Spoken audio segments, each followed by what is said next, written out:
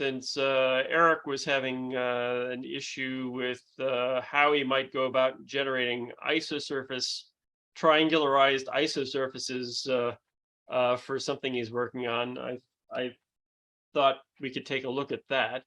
But if anyone else has any questions or topics they want to discuss, you can raise them and we can talk about that. Anyone have any urgent issues or less urgent issues? I don't know if you saw. I also sent an email, but I know you've had meetings all all afternoon Thursday's or a busy morning. day, yeah. Um, so, but I sent another possible. It might be too trivial, but it's basically calling a non-modularized EMAN2 Ah, program. I see it. Is there an easy way to call eman2.py programs in a Python program? It doesn't seem all are modularized, such as E2 build stacks. Basically, I'm trying to combine a stack of unaligned tilts with multiple from different tilts in one directory. You have Yeah, so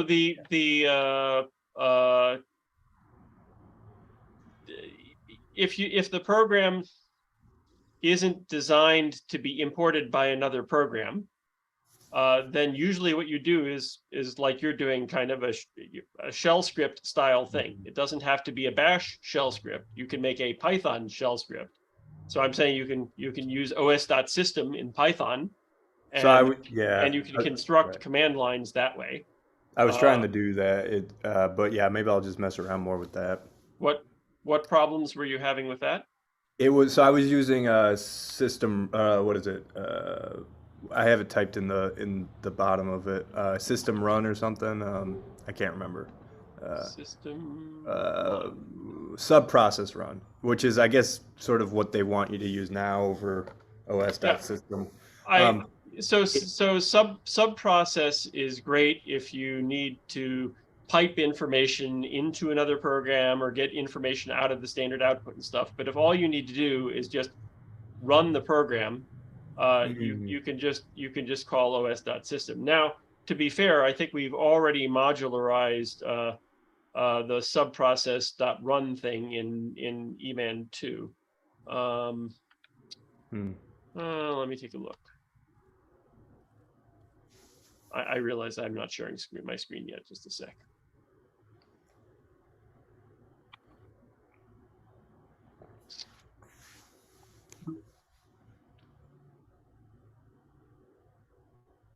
The error is it's just getting caught on a file because I'm trying to pipe it a list of the files. I make a dictionary of all the different ones, and then I Why don't you share your screen? sure.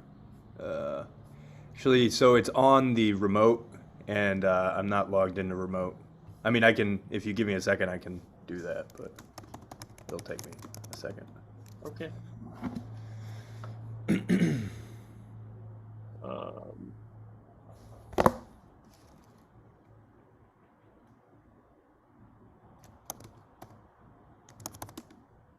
yeah, that's right. So we do have a command for that. So um, I can share my screen.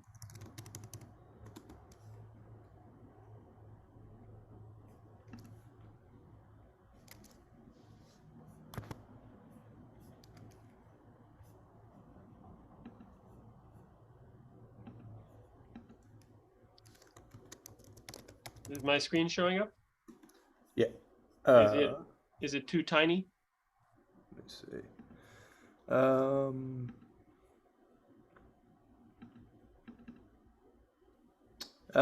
it could. So I was noticing that actually, looking back at the YouTube videos, I think the resolution it could probably be bigger. I think what looks okay now, it's probably good to scale it up because when it was compressed into Were the you trying to YouTube, watch it on a cell phone?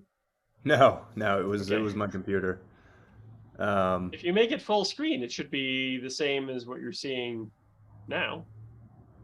are you uploading as a non-compressed video? Because I feel like YouTube does some kind of compression on the video when you upload. Well, I mean, sure, well, YouTube, yes, YouTube does compress videos, but are you saying that the video compression is causing problems? Or are you saying? I'm saying that all I'm saying is, yeah, it looks okay now, but maybe a little bit bigger would be better because it seems like when you upload to YouTube, the resolution gets a little bit worse. I'm not adjusting the resolution when I upload to YouTube. I'm uploading it as 1080p, which is this. Right. I mean, what I had a second ago was not 1080p. It was higher resolution than that. But this should be 1080p. Okay. Yeah. I mean, So I have a video pulled up now, and the text size is fine, but it could maybe be bolder. It's just the compression or something is making it grainy. Huh.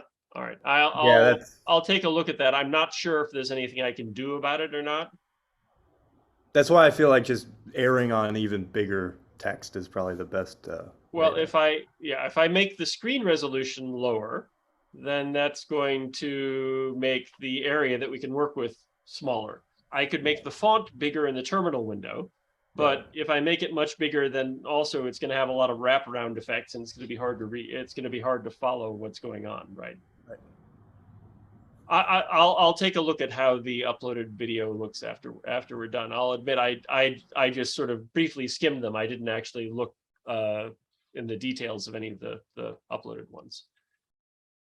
All right. So what I was going to show you is there is a. Let's just. Yeah, we'll just go somewhere like here.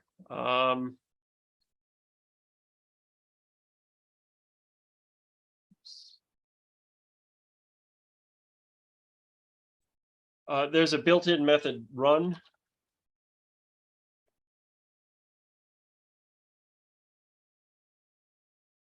That's part of that comes from EMAN2, which is a wrapper around the. It's not using os.system. It's using subprocess to do it. But that way, if it's an abstraction that we use in a bunch of different programs. So if you just say run, ls, it will do that in a. Oh, sorry. Yeah, that's the caveat with run. All right, maybe you don't want to use run.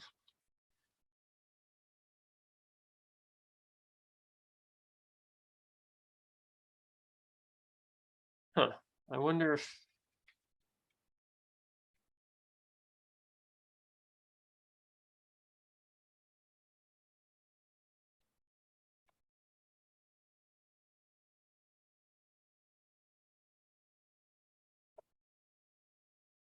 No, it always adds it. Okay.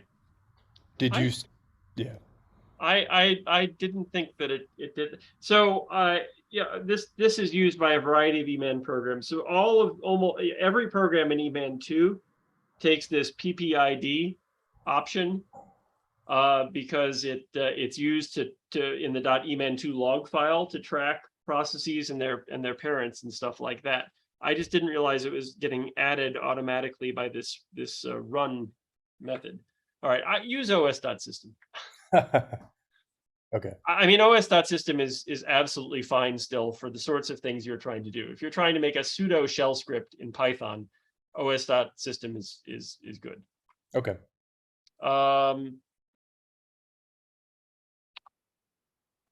Okay. So did anyone else have anything I wanted to talk about other than the isosurface thing? I don't know if it completely fits within the scope of what you're trying to talk about in these videos. Ask whatever you want. Have you seen ISONet, the software? I think it's in preprint right now for missing wedge compensation. Yeah.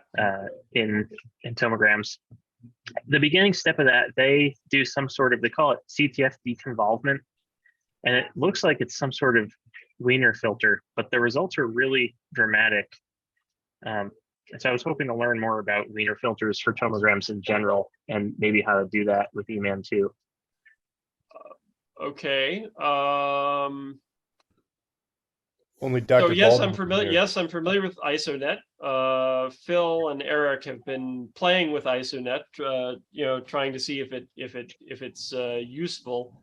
in missing wedge filling. There have been a variety of people who have tried various missing wedge filling sorts of things over the years. I understand you're asking about doing a Wiener filter in general, not about ISONet's implementation of whatever that is specifically. I don't know what ISONet is doing in terms of pre-processing off the top of my head. If they're just doing a Wiener filter, that's fine, but different people mean slightly different things sometimes by that term. There is a Wiener filter processor.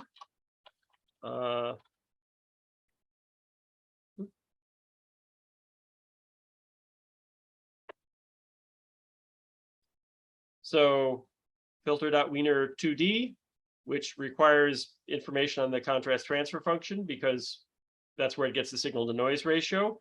Or there's another Wiener filter which you can do, which will compute an FSC, use the FSC to estimate the signal to noise ratio, and then compute a Wiener filter on that basis.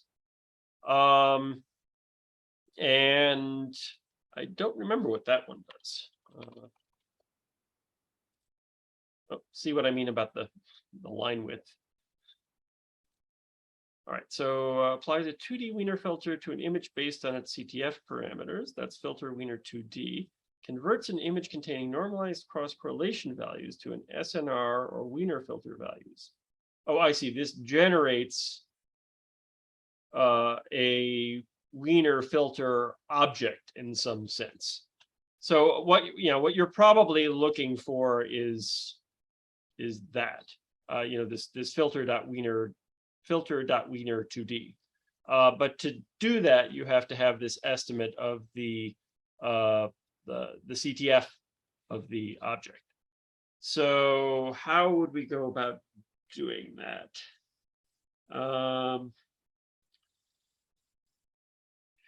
See, if you've done the image estimation, so if you're trying to do it on, say, a whole 2D image, my assumption would be what they're doing is they're Wiener filtering the 2D tilt series, the 2D images in the tilt series, and then they're doing a reconstruction on that, or are they doing a Wiener filter on the volume?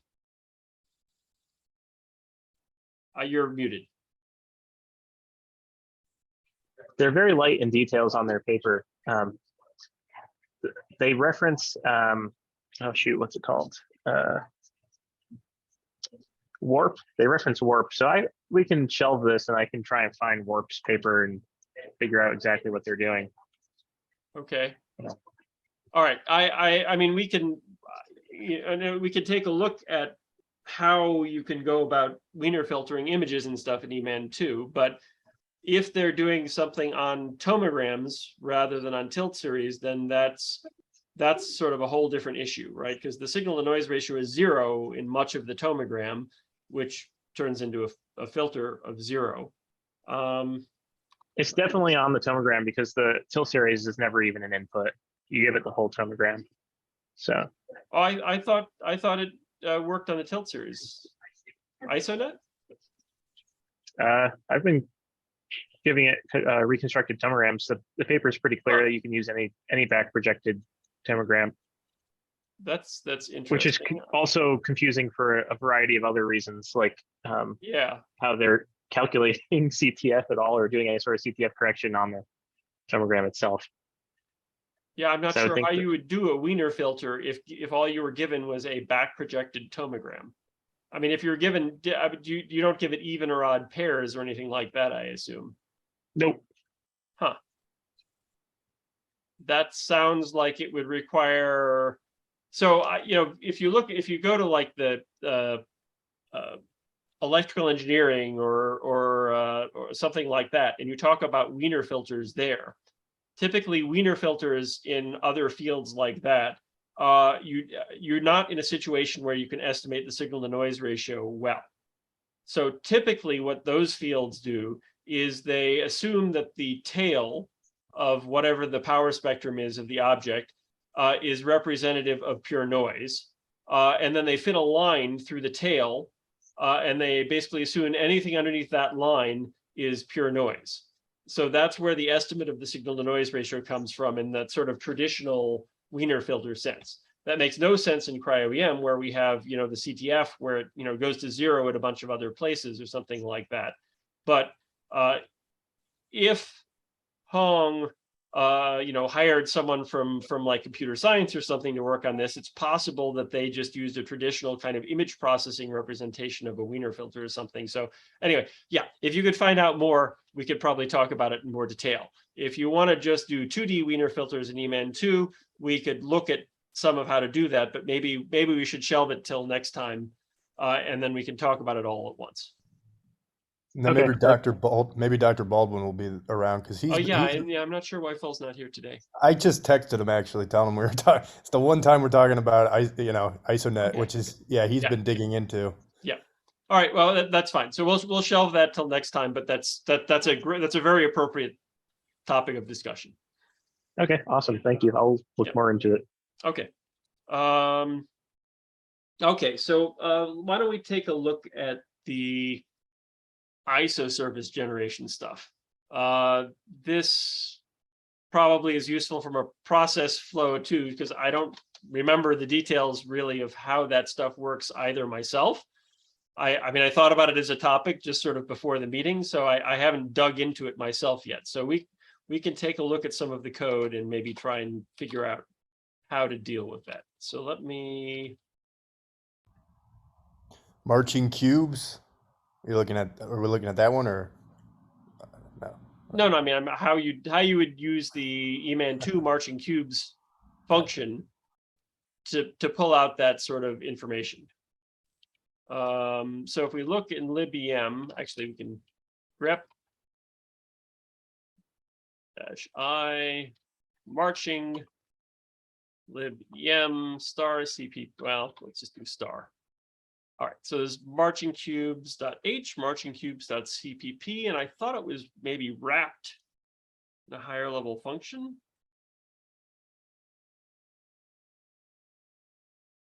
New marching cubes, so that's called in util.cpp. All right, so the marching cubes functionality in EMAN. So marching cubes is an algorithm which is used to generate a fully connected isosurface for a volume. So if you have a volume and you give it a threshold, it'll return a set of points and triangles connecting the points, representing an isosurface. It's a fairly standard algorithm. It's an easy algorithm to write, but it's a tricky algorithm to write efficiently. If you have an inefficient isosurface algorithm and you give it something like a 1K cubed volume, that means that it has to go over all billion points and then try and tackle isosurface generation for every point. So the better isosurface generating algorithms out there will do things like threshold the entire volume in a certain fashion, and they'll go over the entire volume. They'll find some high points, and then they'll use the high points as seeds, and then they'll sort of spread out from those high points to generate the isosurfaces in a contiguous way, rather than generating it for every single cube in the volume. So our marching cubes algorithm was actually written by Tao Zhu, I think, if my memory serves correctly, who's now faculty at University of Washington, I think. Anyway, so it was written by someone else and contributed to EMAN2. Let's take a look and see. Yeah, Tao. All right, so Tao Zhu wrote this back in 2007, apparently, when we decided we wanted to have our own 3D visualization plugin in EMAN2.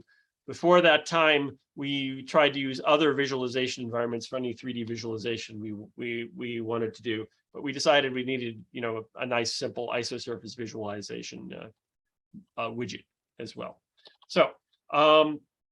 So the basic marching cubes algorithm is implemented in this marching cubes.cpp, marching cubes.h, but you can see here that it's actually called from util.cpp. So let's take a look at that.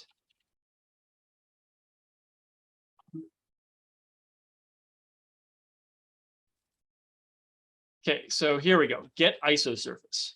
So this is probably the easier way of dealing with that module, rather than trying to call marching cubes directly. We may not have even wrapped it into Python directly. We can call it through this get isosurface method. And you can see it takes an EM data object and it takes a surface palu. Not sure why it's a P instead of a V, but it takes a surface palu apparently. And then there's apparently a smoothing factor you can apply. Interesting. I don't think we use. I wonder if we use that anywhere. So let's look for get isosurface in all of the GUI code.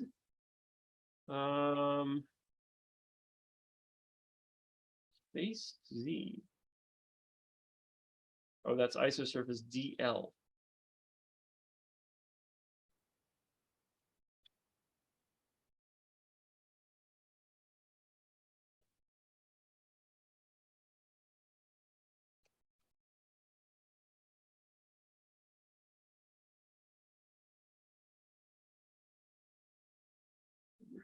So get isosurface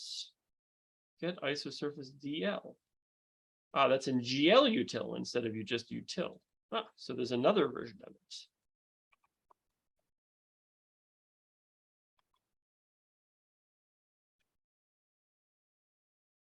Oh, I see. It's in. Oh no, it is in.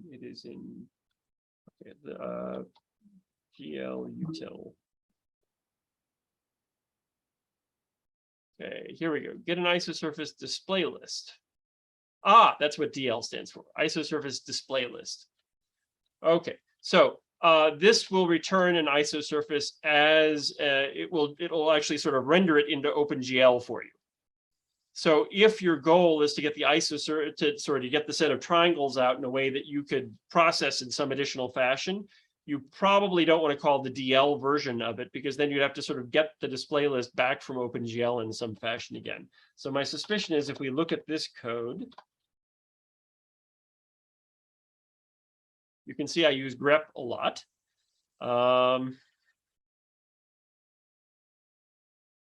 Yeah, you can see this is actually making calls to OpenGL. So these GL calls here are OpenGL calls, and it's basically actually rendering the triangle list that it gets. So let's take a look at the one that's in util rather than the one that's in GL util, because that's likely to be more relevant for what we're talking about here.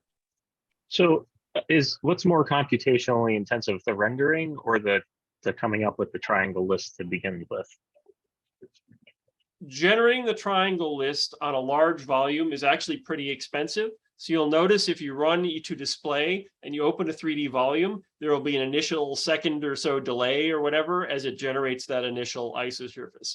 Now it does it in such a way that it can then generate new isosurfaces at different levels more quickly when you call it again. But yeah, I mean the rendering process. So if you rotate it around on the screen, it's basically redrawing all the triangles, right? Every step of that animation, and that's continuous. That's 60 plus frames a second. That's fast. Generating the set of triangles though takes a measurable amount of time. It's not unreasonably long, but it's still measured in seconds. Even if it's a big volume like a 1K cubed volume or something, it can take seconds to do. Particularly if the data is noisy, right? If the data is noisy and it's generating millions of triangles, that takes a particularly long time. Okay, so let's take a look at this. Oh, actually, this code appears to be commented out.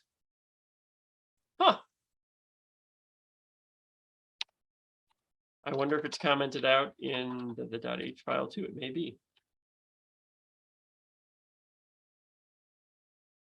Yeah, so this is a non-existent function, but it's probably one we could re-enable if we wanted to. I'm guessing that the code was first written this way, and and they tested all the functionality and stuff and then said, hey, we don't want to do the display lists in Python because it's too slow. We want to do it in C++. So they wrote the display list version of it, and then they probably disabled the original version, figuring no one needed to do that. So yeah, let's make this a little project. Let's go ahead and re-enable it. So let me make sure that I'm up to date here, so I can put anything back that I do. Oops, what the heck? Oh, all right. I updated my my Mac recently, and apparently I didn't re-update the new Xcode command line tools. Maybe we should do this on the other machine. All right, I'm just going to let that go. I'm gonna go to my Linux workstation. We'll make the changes there.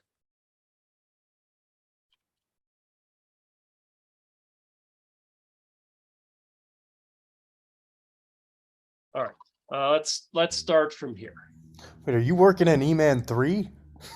I see kind of activate E3. Or... Well, I mean, yeah, we're working. That's why EMAN2 is 2.99 now, right? Because the hope was we would actually have an EMAN3 at some point. Nice. But given the limited programmer effort we have right now, it's maybe sitting there for a little while. We'll see how long it takes us to get to 3. We're probably going to do like a 2.99 release or something at some point, because we've made a lot of changes since 2.91, which we really ought to get out there. Actually, that's probably now 15 minutes. Now we're gonna do this. Oh, sorry, it was just util, not emutil. All right, so this will you actually see then how we add C++ functions to make them Python callable. Right, so we'll turn this back on, and let's see if there's anything funny there. Let's see, it takes an EM data object, surface value, smoothing value, and it returns a static dict object. So a dict object is what you call a hash in C++ or a dictionary in Python.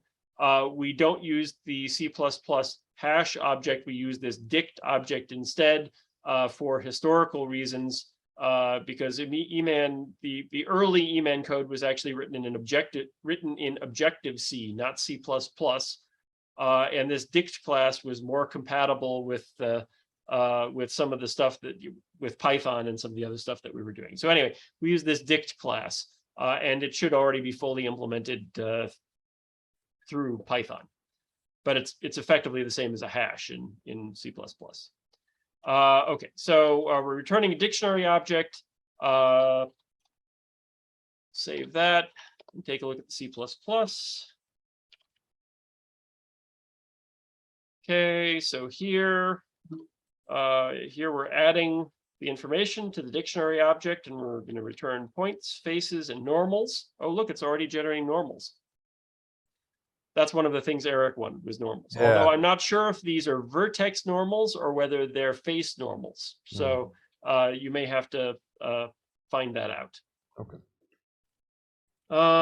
And the smoothing may actually be also a useful variable, because it may already have a built-in mechanism for doing smoothing in a reasonable fashion. Let's see, if dimensions if it's not a 3D data set, then it'll raise an exception, so that's good. All right, that all looks theoretically straightforward. So we need to uncomment it out, and we can see if it compiles. Oops. See what happens.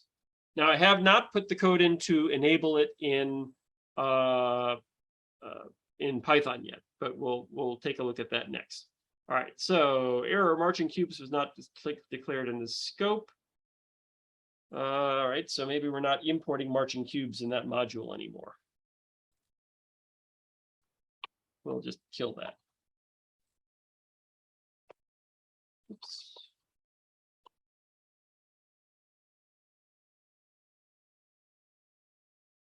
Actually, let's look at glutil.h. And we can see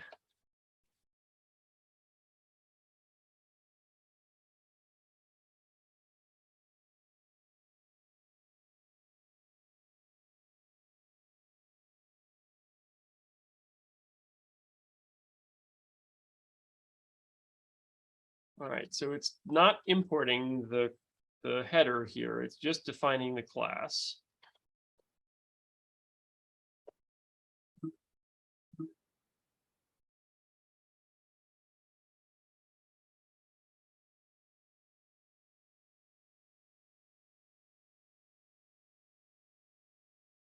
Looks like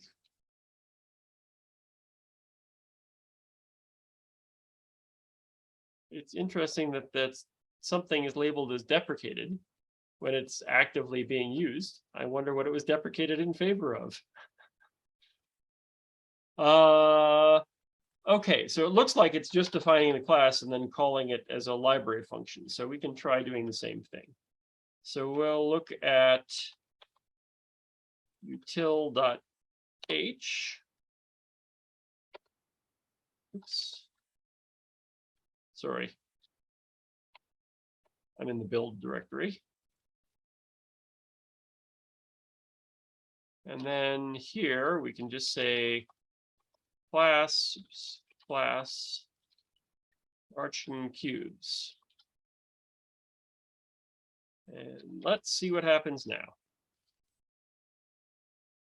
Oh, since I changed one of the main headers,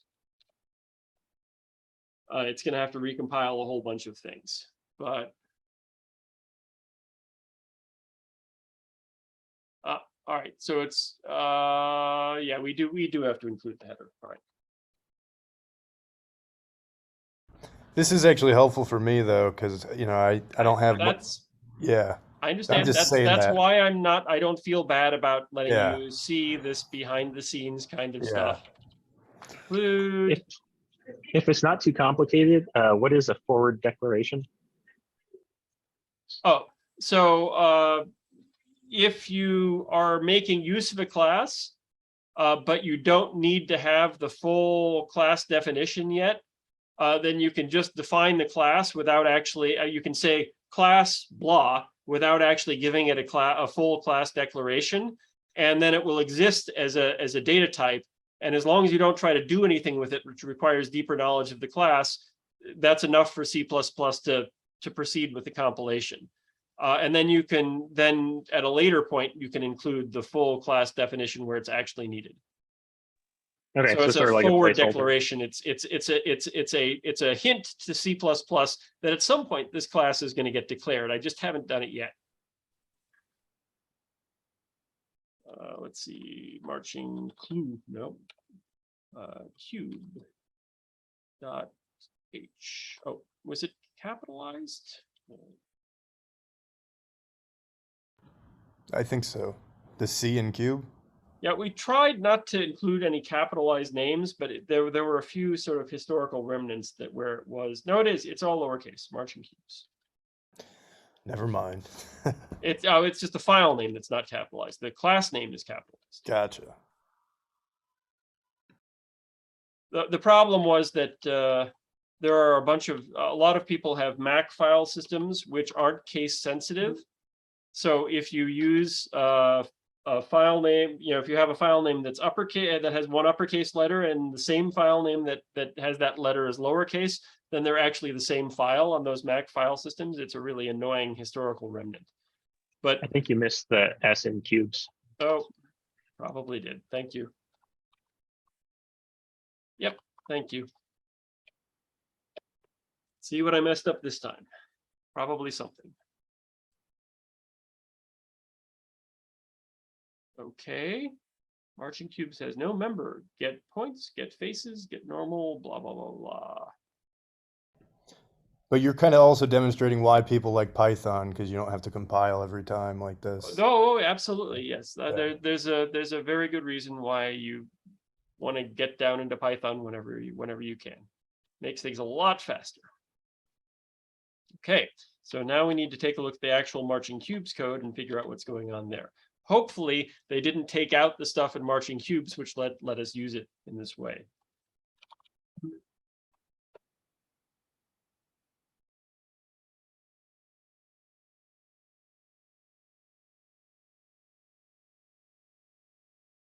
Is this the CPP file? This is the .h file for marching cubes. RGB generator. Ooh, wow. Okay, here's the marching cubes class.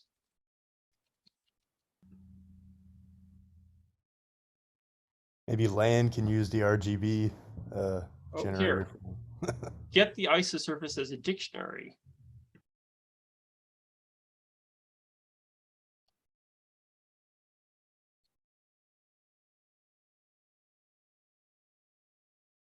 So it looks like it already in the class itself has a method for generating the dictionary internally now.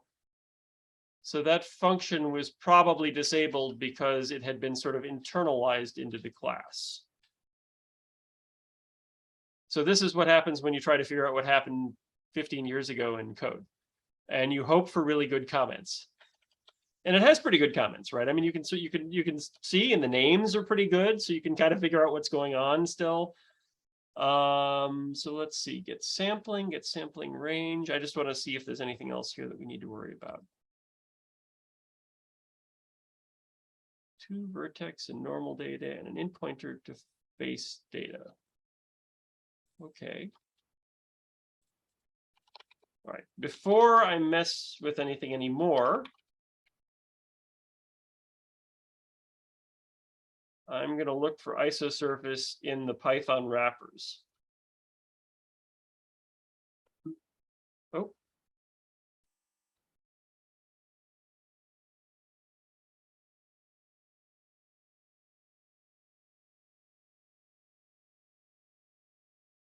Oh.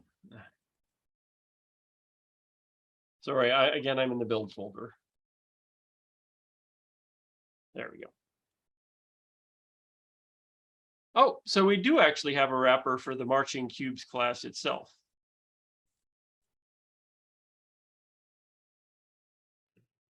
Is that at the bottom, that last one? Yeah. libpy marching cubes 2.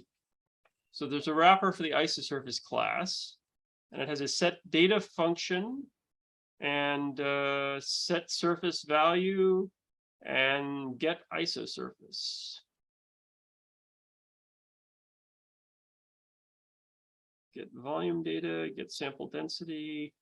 It looks pretty complete. All right, so what I want to do now is undo what I was doing with EMUtil and that stuff, because it looks like we can already use it. So I'm going to do a git checkout libem util.h and util.cpp. So that will return it back to what it was when I checked it out last time. So it undoes everything I just did. And if I do a make.j now, everything should be okay again. So I don't think I changed anything else. Of course, it has to recompile everything because the .h file's changed. But we'll let it go.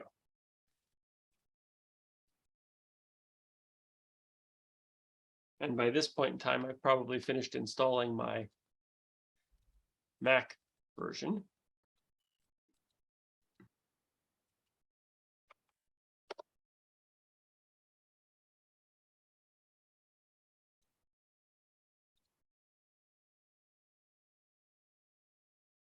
So it's doing it again. All right, I'm going to have to get that set up later.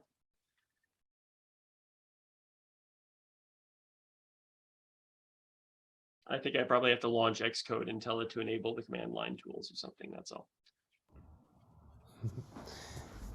And so what you were looking at is basically what you were seeing is there's already a wrapper for the function with all the. We do this Python from EMAN2 import star. We will hopefully see a marching cubes object. So Nice. let me go ahead and do this. I'm going to have to do it as in a Jupyter Lab session. But if I don't have to change the code, we can just do it here.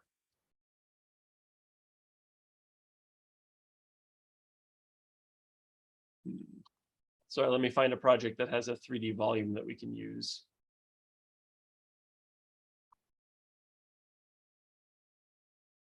To see what this is.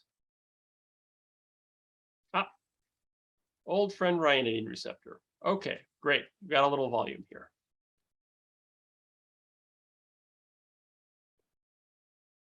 (288 cubed). Good enough.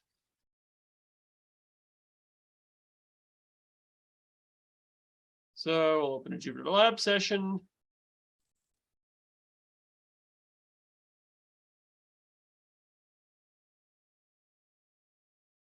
So all that stuff I did with C++ was presumably wasted effort. So we'll make a marching cubes object and see what we wind up with. Oh, no, it wants an EM data object to be initialized with. All right, so we'll A is equal to EM data. Oh, I should probably know this, but how did you get that? It's so you can search the directory in a How Jupyter. did I get what? You were pulling up a list of files It was a somehow. list of things that it Oh, could put in there. It wasn't just files. I hit okay. tab, but it was Yeah, a list of all sorts of other stuff too, which is why I stopped doing it that way. gotcha.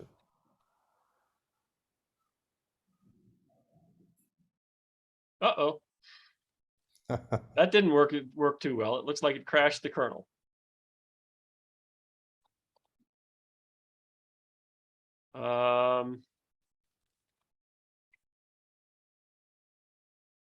Let's see what we get if we do that.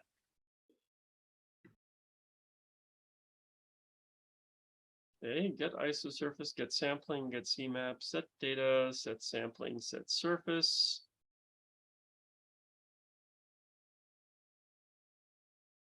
Not giving us very much.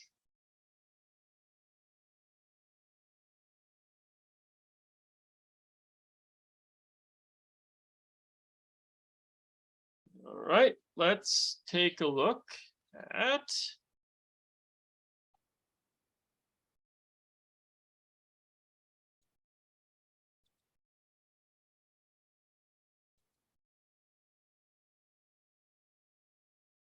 oh, that's not what I wanted to do. Huh. It's annoying. All right, can't browse anymore. Fine, we'll go back here and look at it.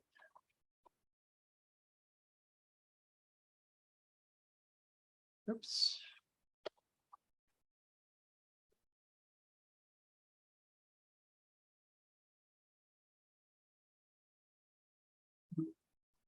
And this is what happens if I don't prepare in advance. You see where I have to go when I don't know what the heck's going on.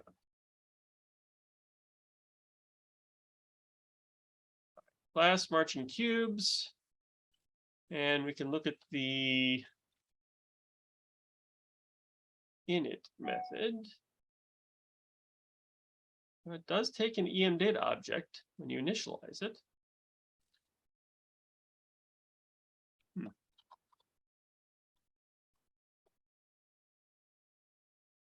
Oops.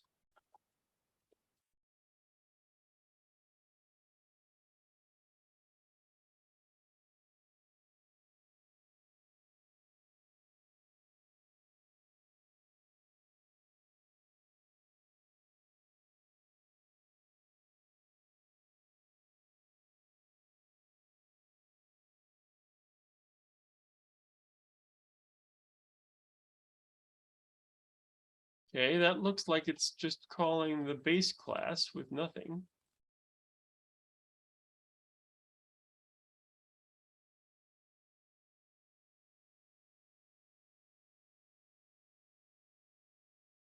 Huh.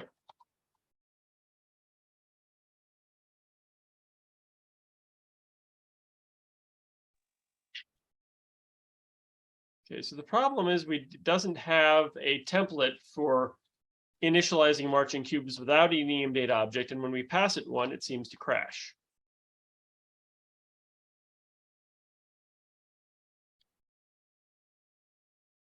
So we might be able to see a message here. Well, we guess we can try it from here. If we do it from the command line, we might get a better message. We might not.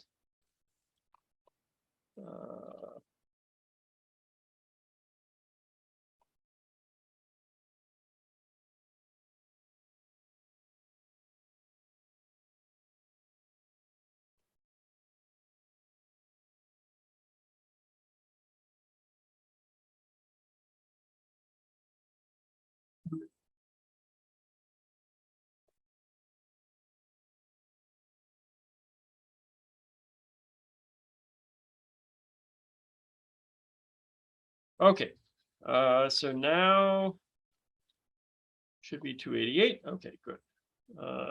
MC equals marching cubes.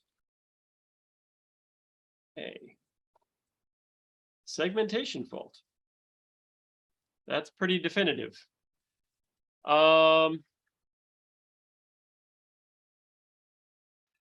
What is that? So segmentation fault means that it tried to access in C++. It tried to access memory outside the range of the memory that it had allocated.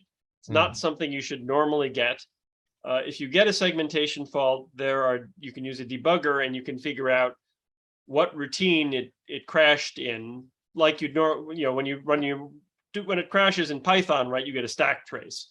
And you don't get a stack trace when something crashes in C++ unless you run through some extra steps to generate one. So this is something that I'm going to have to debug on a machine where I can do that. I guess I can do that. I guess I can do that really quick here. I mean, we're taking a lot of time debugging, but I suppose it's useful. Shot in the dark earlier, it was called Marching Cubes 2 in the wrapper. It's not that there's two classes by chance. It's a possibility. You know as much as I do at this point, or at least almost as much as I do about it. Where did you see the marching cubes to? In the Python wrapper for the C++ functions. Okay. Oops. Once again. Oh no, okay. Oh no, I see. No, that too is just related to the fact that it's EMAN2. That was just added on to that CPP file. It doesn't have any meaning. The actual class that it's being called is still marching cubes. Okay, I see that. Yeah. So that's not an issue directly anyway. So let me take a look at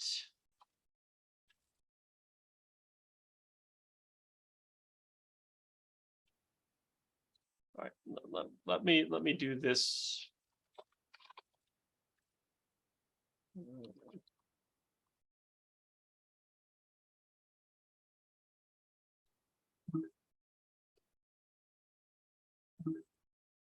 I'm just going somewhere with some data.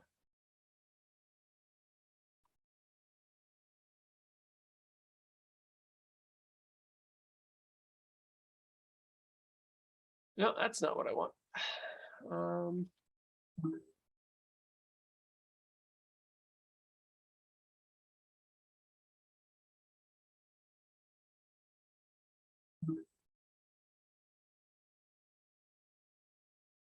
That'll work.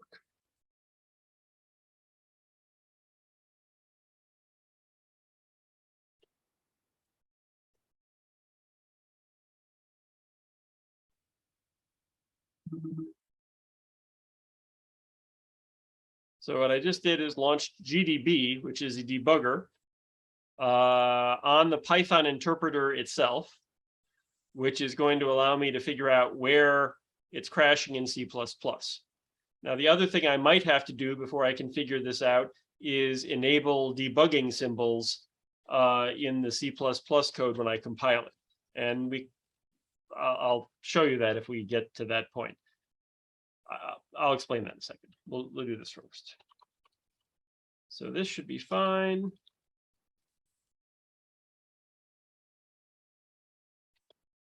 Okay, that's fine. Data, GMM, oh, not GMM, SPT 00 or 0, yeah, 00. Let's just do this. That probably exists. Okay, good. A of NZ, 256, good. B equals marching Q A. You missed the G. And I missed the G. Thank you. Okay, so here we go. Segmentation fault. Now in the debugger, we can use the magic command BT for backtrace. And that will give us a complete trace of the function calls leading to that crash. This being the final thing that crashed, and this being one level above it, et cetera, down the road. Now, unfortunately, the second line here is already in Boost Python. So the crash we're getting is probably directly in this marching cubes function call here, and it's not giving us any details. And the reason it's not giving us any details is because when we compiled EMAN2, let me open a new interpreter.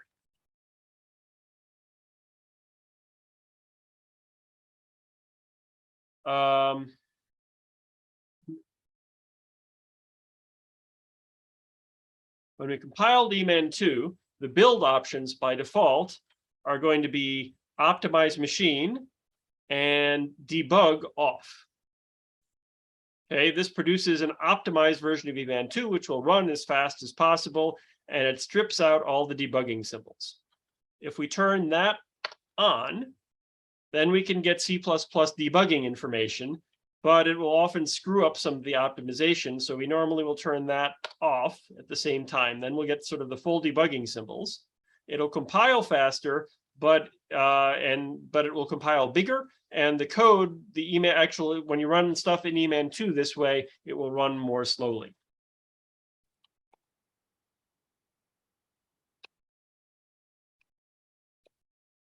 So we have to do a make clean if we want this to take effect.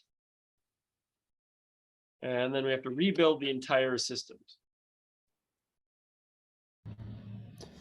This is kind of the problem with these high up level programs like Python, where if you just learn that, I mean, I feel like you're missing a lot about sort of just fundamental. Are absolutely, if you just learn Python, you are absolutely not turning yourself into a proper programmer, right? Mm-hmm. Knowing C++ or Java or Fortran or some other low-level language. So you're a lot of stuff, you won't understand a lot of stuff about how the operating system interacts with software and how the computer works internally if you never learn that stuff. But on the other hand, 99.9% of the population doesn't need to know any of that stuff. You didn't do any writing in Fortran. Sure, I wrote Fortran. No, I mean for EMAN2. I know. Oh, no. EMAN2 Fortran was prohibited. Right. Which I'm not talking about the major Tron point day. of contention with Paul Penchek. All of Spider was written in Fortran, and when Powell signed on to the whole EMAN2 Sparks thing, he really wanted to take some of his Fortran code over directly, and we told him no. You cannot put any Fortran code in. I think the excuse we used at the time was it was almost impossible to get a good Fortran compiler for Windows, even back then. They existed, but you had to buy them commercially, and they didn't link in very well, and we wanted to have Windows compatibility, so sorry, he couldn't use Fortran. That was more of an excuse than anything else, but anyway, Fortran is dead. Fortran is gone. We don't talk about Fortran anymore. Was EMAN1 in Fortran? No, No EMAN code was ever written in Fortran. That was your Nietzsche I statement. have programmed in Fortran before, but it is Yeah. not an experience I ever need to go back to again. Huh. Back in the 80s and early 90s, there was no getting around some Fortran coding for scientific work. By the time we were getting to the late 90s and early 2000s, it had become avoidable. And by the time we hit 2000, it was pretty much preferred. But is the benefit that it's even lower? Like you're getting even closer to the. No, there is no benefit. Okay. Sorry. Like I'm wondering. So the reason Fortran survived for as long as it did once C existed was the fact that if you wrote code in Fortran and you wrote exactly the same code in C and compiled it, the Fortran code would do numerical stuff faster. That's okay. And that was true for a fairly long time until optimizing C compilers improved sufficiently. But once the optimizers in the C compilers got to a certain point, there was really no difference anymore. And there was really no reason to ever write anything in Fortran. So now your choices are basically C/C++ or machine code, assembly language programming, where you're programming directly on the CPU. And the only people who are learning how to program CPUs directly anymore are really the people who write compilers at this point in time. Maybe there are people who really need to write really, really low-level code on custom embedded processors where they have to deal with every byte carefully or something like that. But I used to do assembly language programming too, right? I mean, it used to be something you had to do to get the best performance out of your code, but it's not something that really anyone other than compiler writers needs to learn anymore, pretty much. Do you think Haskell is worth looking into for image processing and all? Or do you think C++ just doing everything fine? To be absolutely honest, I would say nowadays the languages that are worth learning are C++, JavaScript, Python, maybe PHP if you want to do a lot of other web stuff other than what you can do with JavaScript. And those are really the languages that are still kind of worth learning. If you're going to go do corporate programming, you might still need to learn Java. There's some government code which might still be written in I'm blanking out now on what language it is. There's some language that they used in government computers for many, many years, and it still exists. But anyway, other than that, there really isn't a lot of purpose. I mean, Perl, no, I wouldn't bother. There's some languages you might learn for fun because they think in very different ways. You might, maybe TCL or Lisp. Lisp is kind of a fun language, just if you're into how computers work and stuff. But for practical purposes, everything nowadays is pretty much C++, Python, JavaScript. I mean, that's really where everything's at. Anyway, I've actually almost gone through an hour. So let's at least find out where our crash is, and we'll probably just stop for the day then, and I'll maybe sort out that so it doesn't crash at some point. Right, so we're going to do the GDB again, and we're going to do exactly the same thing I did last time, but this time we'll hopefully get one level more information. Oops, sorry. First, we need to run Python. From EMAN2, import star.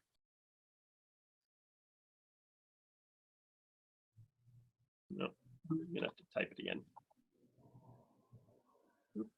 Data. SPT 003D 00 HDF. I think that's what it was.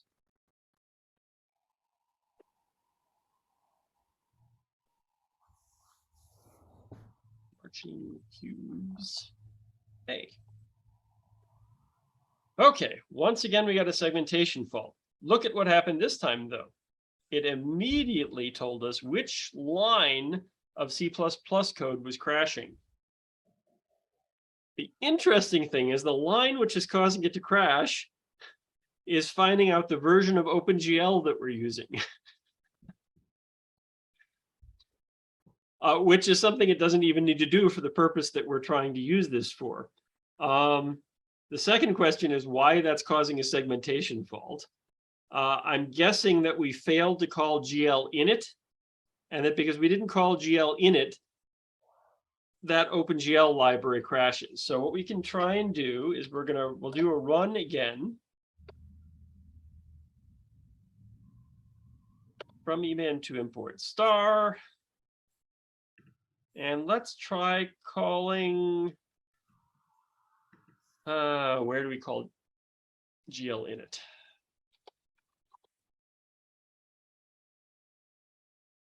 libpyem. Yeah, I'm just grepping for a program that does it.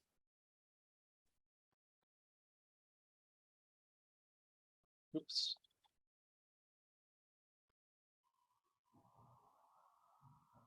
Oh. I think it's GL init. I know there's a glue in it or a glut in it. There's a glut in it. Maybe that will handle it for us. Oh, no, that's not even calling it. You're trying to call the system GL? I'm trying to call the system init GL. Maybe it's init GL instead of GL init.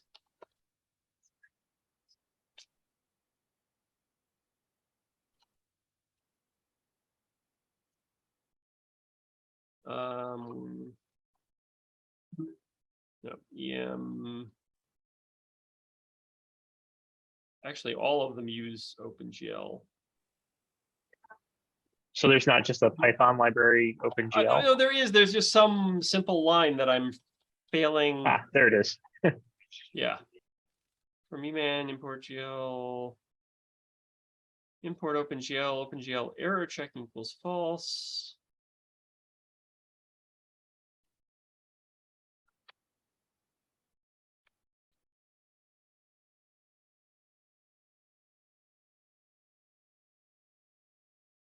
Yeah, I'm just wondering where the initialization thing is taking place. It has to happen at the very beginning. I thought importing EMAN took care of it, but maybe importing OpenGL is enough. I'm just worried it's going to crash again if I just do that. Oh, OpenGL.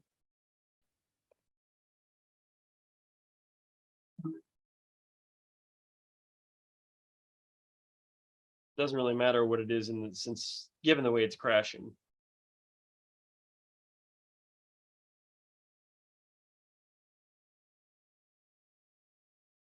Nope, still not initializing it. This should be easy to figure out. I just not finding it. All right, let's see here.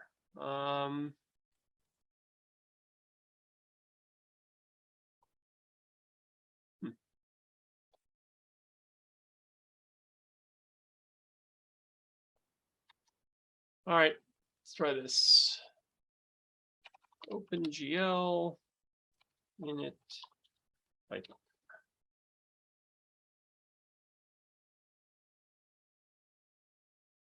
Yeah, but we don't need a context. We just need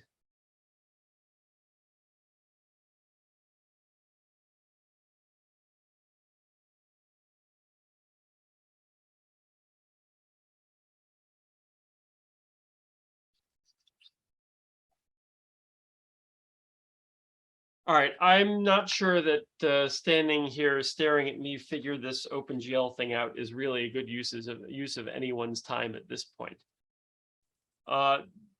We've gotten to the point where we know what the problem is, that GL getString is crashing, and I just need to find the right initialization command to make that work. So I'll find that, and I'll tell everyone next week, and I'll tell Eric before that. Anyway, we've learned how to do a little Python C++ debugging this week. Oh, that's good. Hopefully it was Yeah, not it's a actually complete really waste of interesting. time. I think it's good Yeah. seeing just how a complex program like this is put together. It's a thing anyway. Uh, Before I do this, I'm just gonna, before I forget, the last thing you want to do after you figure out a problem like that is go back to CMake and turn off debug and turn on optimized machines so you don't accidentally start running overnight jobs. Oops. With debugging enabled and running 4 times slower, even 50% slower than it needs to be. Okay, that's it. All right, anything else anyone needs to raise before we go for this week? That didn't go the way I was expecting it to today, but you know. It's actually really interesting to see that. Okay. So all right. Anyway, I recorded it. I'll post it. Hopefully someone else will find it interesting too. It's the EMAN2 podcast. Something like that. No, that's pretty much what we're doing, right? Yeah, yeah.